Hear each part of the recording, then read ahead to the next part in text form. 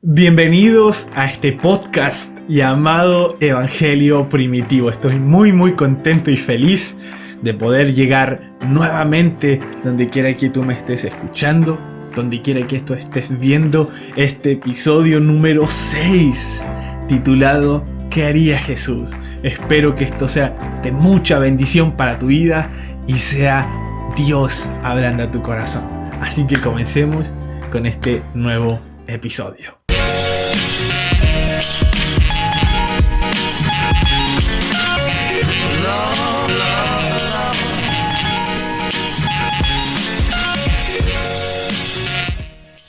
¿A cuántos de nosotros no nos ha pasado que nos lamentamos luego de haber hecho algo que tal vez no deberíamos haber hecho? O de haber respondido con una actitud que tal vez fue una actitud errada. Y creo que la respuesta es todos. Todos en algún momento nos hemos dejado dominar por nuestras emociones, por nuestros sentimientos, por nuestras formas de pensar y, por qué no decirlo, hasta incluso nos hemos dejado controlar por la religión que hay en nuestro corazón.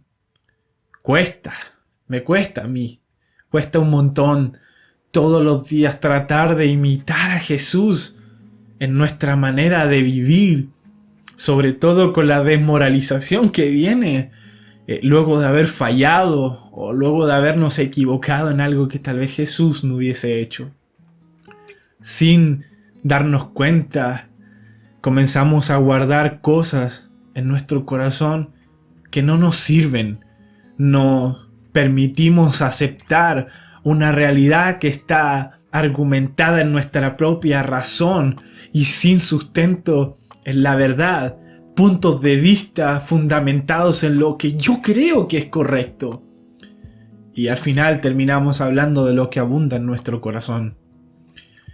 La naturaleza pecaminosa del hombre no tan solo lo llevó a la muerte, no tan solo lo llevó a la separación de Dios, sino que lo acercó a la dependencia de sí mismo. El hombre, cuando cae, comienza a obtener todo por sí mismo con sus propios esfuerzos.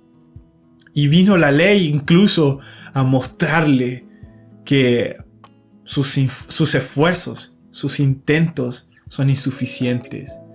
Que estamos errados y pensamos que podemos obtener algo sin Dios. Y aún más, vino Jesús a revelarnos su gracia. Y vino a alborotar aún más las cosas. Porque, ¿cómo es posible? ¿En qué mente cabe? En nuestra mente racional, en nuestra religiosidad, muchas veces en nuestro corazón. ¿En qué mente cabe que yo solo tenga que creer en Jesús para ser salvo? ¿Cómo es posible que yo solo tenga que creer para ser salvo? Y esta era una disputa que existía dentro de la iglesia en Roma en los tiempos del apóstol Pablo. Judíos contra gentiles. Unos imponiendo formas y tradiciones añadidas a la salvación y los otros condenando la dureza del corazón de los primeros. Y sin darse cuenta, en ambos se estaba creando, se estaba formando una capa de religiosidad en sus corazones. ¿Cuántos de nosotros en algún momento no hemos escuchado es que a esos lugares no debes ir, con este tipo de personas no debes juntarte, es que no debes vestirte de esa manera o estos alimentos no se comen? Y la autodependencia, la dependencia de sí mismo en el hombre lo hizo arrogante, lo hizo amador de sí mismo, condenando la actitud de los demás o condenando a los demás como pecadores, cuando el pecado también estaba dentro de ellos y también sigue estando dentro del hombre. No puedo evitar acordarme de esta situación en donde un grupo de judíos trae a una prostituta frente a Jesús. ¿Y cuál es la respuesta de Jesús frente al requerimiento de los judíos? El que esté libre de pecado, que arroje la primera piedra. El que esté libre de pecado, que arroje la primera piedra. ¿Qué fue lo que hizo Jesús? No condenó a la mujer. no condenó a la mujer por sus actos. Es más, tuvo misericordia de ella.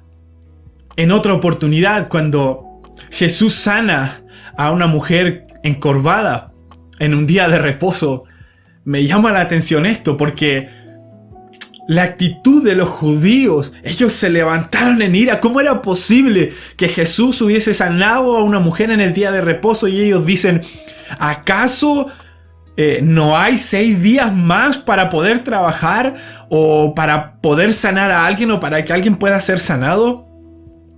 ¿Y cuál es la respuesta de Jesús? Hipócritas, hipócritas, les dice Jesús. ¿Acaso ustedes no sueltan a sus bueyes y a sus burros para que vayan a beber agua en el día de reposo? Y yo no podía liberar a esta hija de Abraham, la cual llevaba 18 años atormentada por un espíritu de enfermedad. ¿Qué es lo que hizo Jesús? Él sanó a la mujer en un día de reposo.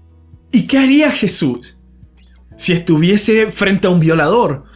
¿Qué haría Jesús si estuviese frente a un asesino o frente a un estafador? O incluso, ¿qué haría Jesús si estuviese frente a un mentiroso? ¿O acaso mentir no es tan pecaminoso como robar? Y francamente, yo hubiese respondido igual que los judíos.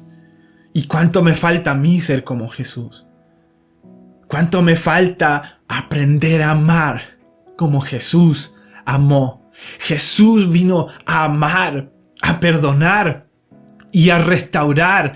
El amor de Jesús por el mundo superó incluso hasta su propia reputación. Jesús era muy criticado y condenado por los judíos porque él caminaba con prostitutas, él caminaba con estafadores, con pecadores. Y nosotros estamos llamados a amar y no a condenar. El apóstol Pablo realza lo que Dios dice en el capítulo 3 del versículo 10 al 12 del libro de Romanos. Y Dios encierra a todos en pecado. Dice que no hay ni un solo justo, ni siquiera uno. Todos se desviaron, todos se apartaron. No hay ni siquiera uno que haga el bien. Y ni siquiera Jesús utilizó su vida sin pecado. Él sin pecado. Ni siquiera utilizó su vida sin pecado para condenar los que sí pecaban, para condenarlos. En cambio, Él en amor decidió corregir. Pero existe una línea muy fina, muy delgada entre la corrección y la condenación. Y muchas veces la condenación está camuflada con corrección. Si no tuviéramos a Cristo en nuestro corazón, si Jesús no habitara en nuestro corazón, ¿qué nos haría diferentes a los demás? ¿Qué nos haría diferentes? Y es que Cristo es quien marca la diferencia. Cristo es quien a nosotros nos hace diferentes. Y si Jesús no condenó a una adúltera, a un estafador e incluso a un ladrón al momento de que él estaba siendo crucificado, ¿por qué nosotros sí? ¿Por qué nosotros lo haríamos? Juan 3:17 dice, porque Dios no envió a su Hijo para condenar al mundo, sino para que el mundo fuese salvo por medio de Él.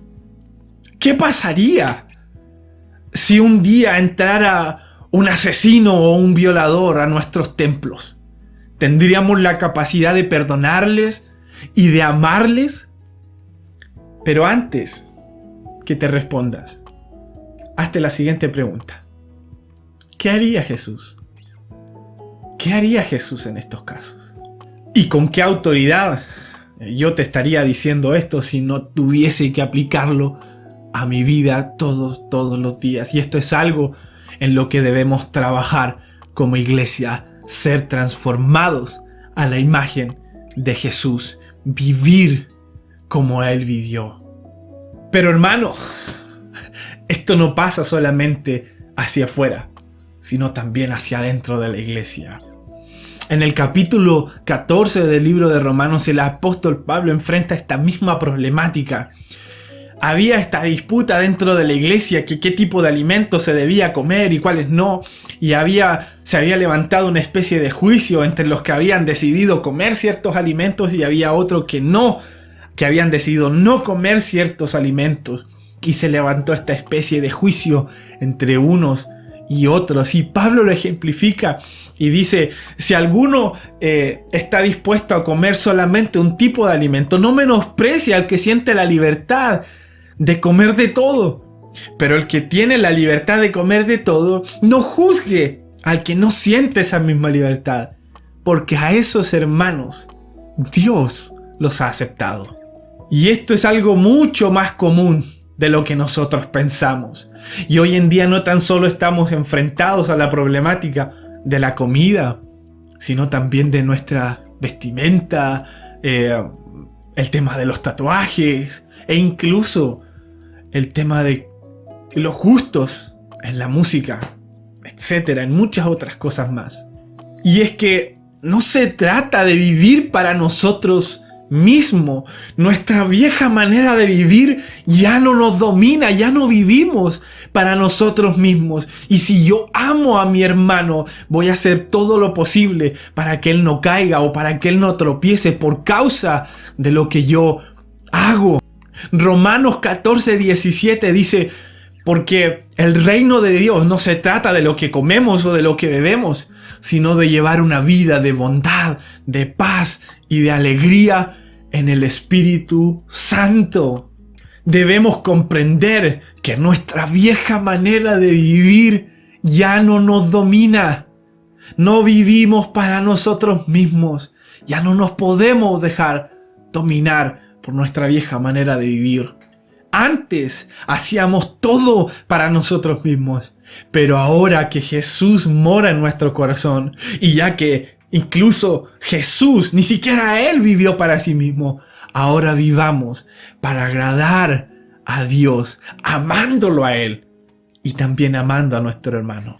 Jesús es nuestro mejor y mayor ejemplo de vida. Tratemos de imitarle todos los días hagamos morir nuestras malas actitudes, esas actitudes erradas que están dentro de nosotros. Romanos 12:2 dice: dejemos que Dios nos transforme en personas nuevas al cambiarnos nuestra manera de pensar. Solo entonces vamos a aprender a conocer cuál es la voluntad de Dios para nosotros, la cual es buena, agradable y perfecta. ¿Qué haría Jesús? ¿Qué haría Jesús? Dejémonos transformar por Dios. Dejemos que Él more en nuestro corazón. Dejémoslo obrar en plenitud dentro de nosotros. Que transforme nuestra manera de pensar, que está argumentada en nuestra propia razón y en lo que yo creo que es correcto. Y dejemos que su Espíritu Santo pueda guiarnos. El mismo Pablo dice: bondad, paz y alegría en el Espíritu Santo. Si servimos a Cristo con esta actitud, vamos a tener la aprobación de Dios y la aprobación de los demás. Por lo tanto, si vivimos de esta manera, procuremos que haya armonía y unidad en la iglesia. Y muchos de los motivos por los cuales existe división dentro de las iglesias es por las diferencias de opiniones que hay y también la poca capacidad de ceder a cada una de esas opiniones, de esas diferentes opiniones. Es que yo pienso esto y de aquí nadie me mueve. Es que esta es mi postura y de aquí yo no me voy a mover. Pero recuerda, bondad, paz y alegría en el Espíritu Santo. Si servimos al Señor con esa actitud, vamos a recibir la aprobación de Dios y vamos a recibir la aprobación de nuestros hermanos. Vivamos para agradar a Dios, amándolo, amando a nuestro hermano, no condenándolo. Ahora, antes de hacer cualquier cosa, pregúntate: ¿qué haría Jesús? ¿Qué es lo que Él haría? Y no quiero dejar o no quiero desperdiciar esta oportunidad para orar por ti. Anhelo con mi corazón que esto haya sido de bendición y anhelo que Dios despierte ese deseo en tu corazón de ser transformado. Que se despierte en ti la necesidad de ser transformado. Que nuestros ojos se abran para ver lo que Dios quiere que nosotros veamos, así como Él nos ve a nosotros. Que tengamos la capacidad de amar como Él nos ama todo el tiempo. La capacidad de perdonar como Él nos perdona todos los días. Así que Padre, en el nombre de Jesús, yo oro para que cada persona que está escuchando, que está viendo este episodio, Dios, tú puedas traer una transformación genuina a su corazón, a su mente. Transforma nuestra manera de pensar para así ser personas nuevas, Señor, para poder conocer tu voluntad para nosotros. Y tu voluntad es buena, es agradable y es perfecta. Espíritu Santo, transfórmanos, transforma nuestra manera de vivir y de ver a los demás, aquellos que nos rodean, Señor. Gracias por este tiempo, te amamos, Señor, y te agradecemos por todo. En el nombre de Jesús, amén y amén. Para mí es una tremenda alegría poder haber compartido contigo este episodio. De verdad, para mí es una tremenda alegría, un gozo y una tremenda bendición llegar a tu corazón, llegar a donde tú puedas estar escuchando o donde puedas estar viendo este episodio. Quiero que estés atento, que ya pronto vamos a sacar más episodios. Ya vienen muchas más temáticas, muchos más mensajes. Sé que el Señor va a seguir hablando a nuestro corazón. Así que te mando un abrazo enorme, enorme, enorme donde tú puedas estar. Que el Señor te bendiga.